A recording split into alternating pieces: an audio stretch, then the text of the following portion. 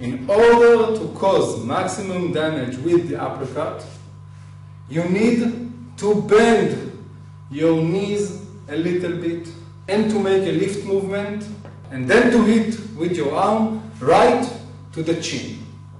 You lift yourself with the legs and hit in the chin.